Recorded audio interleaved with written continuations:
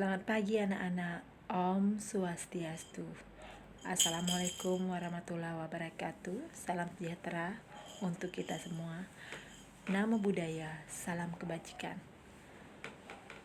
Semoga anak-anak dalam keadaan sehat.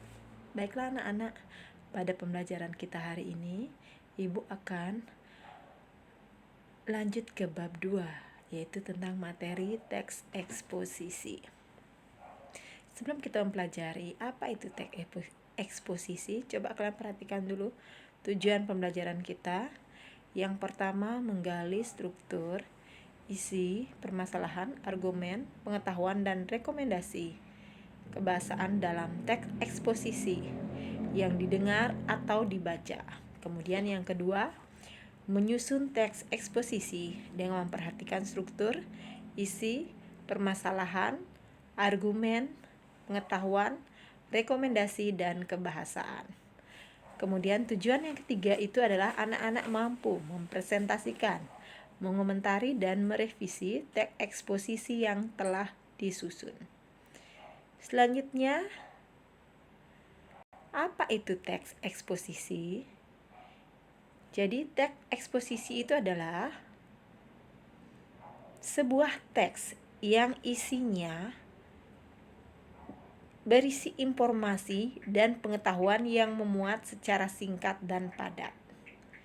Kemudian, tujuan teks eksposisi adalah untuk menjelaskan informasi tertentu supaya dapat menambah ilmu pengetahuan si pembaca.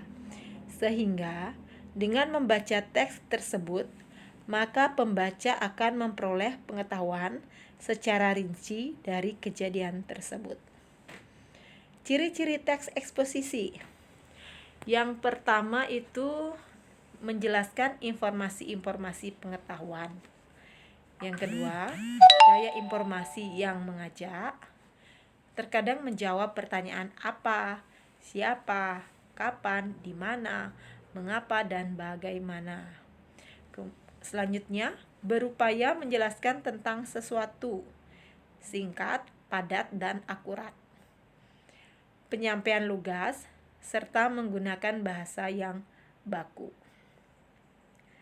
Dan yang terakhir, tidak memihak, artinya tidak memaksakan. Selanjutnya, apa saja struktur teks eksposisi? Yang pertama itu adalah tesis, ya. Kemudian yang kedua, argumentasi. Selanjutnya yang ketiga itu penegasan ulang. Apa itu argumentasi? Ya, apa itu tesis? Apa itu penegasan ulang?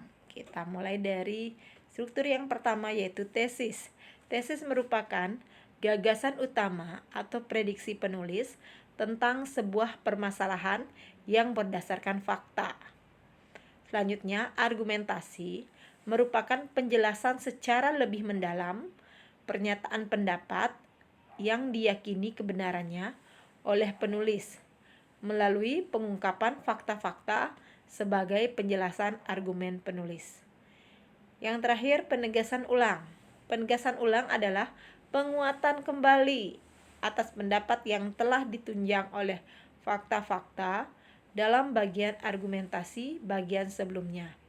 Terdapat dalam bagian akhir dari suatu teks eksposisi. Selanjutnya, ciri-ciri kebahasaan teks eksposisi. Yang pertama, menggunakan bahasa baku.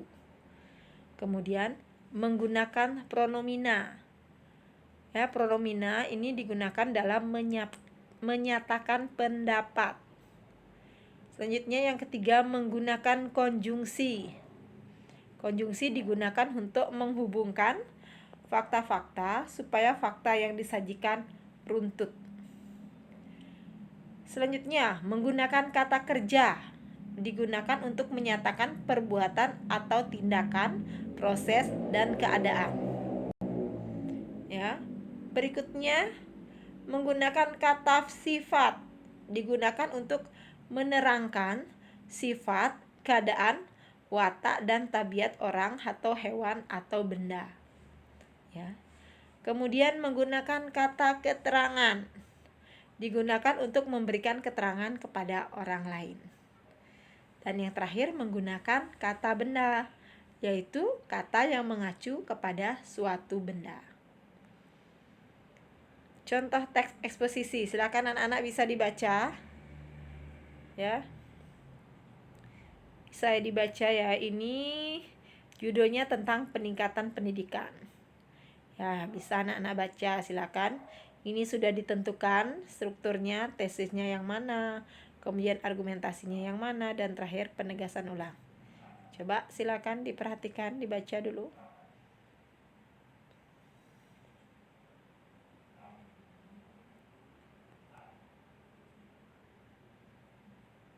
Contoh-contoh lainnya juga kalian bisa baca di LKS ya nak ya, dan juga buku paket, silakan buka buku paketnya.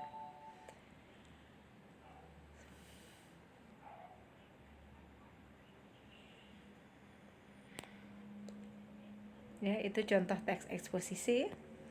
Kemudian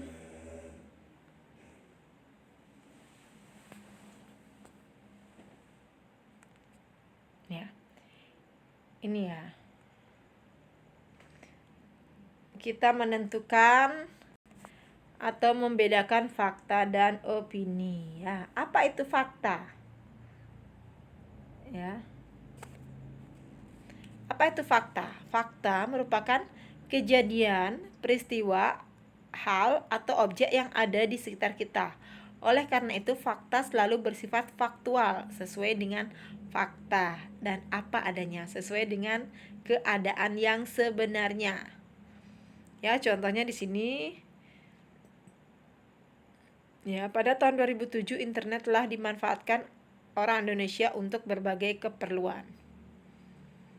Kemudian opini. Opini itu merupakan hasil pemahaman seseorang mengenai fakta atau hal apa saja dan kemudian diungkapkan dalam pernyataan.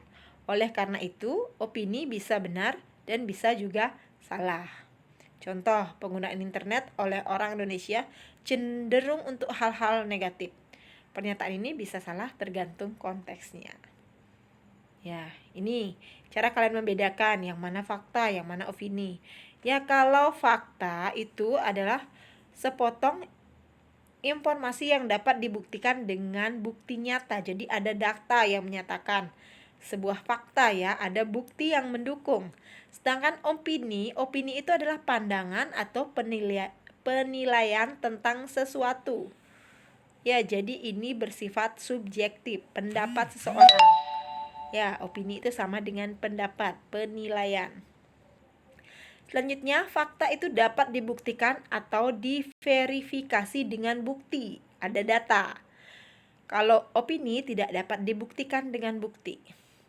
Fakta itu bersifat objektif, sedangkan opini bersifat subjektif dan pribadi. Fakta tidak sering berubah, sedangkan opini mungkin saja berubah, berbeda-beda menurut orang yang berbeda. Ya, jadi bisa kalian paham ya, bisa membedakan yang mana yang fakta, yang mana opini. Ya, silakan untuk lebih jelasnya bisa kalian pelajari LKS dan buku paket ya. Untuk selanjutnya, silakan tugas ya. Tugas, buatlah masing-masing 10 contoh kalimat fakta dan opini. Kerjakan di buku latihan ya, nanti bisa kalian kirim di GC ya, sesuai dengan tenggat waktu yang sudah Ibu berikan. Ya, terima kasih anak-anak. Silakan kalian kerjakan tugasnya dengan baik. Tetap jaga kesehatan ya. Semoga pandemi ini cepat berlalu dan kita bisa melakukan pembelajaran tatap muka ya. Tetap jaga kesehatan ya nak. Dan terapkan protokol. Ya, jadi kemana-mana harus menggunakan masker. Jangan bepergian kalau tidak ada hal yang penting. Ya, sekian saja dari Ibu. Ibu akhiri dengan Parama Santi. Om Santi Santi Santi. Om.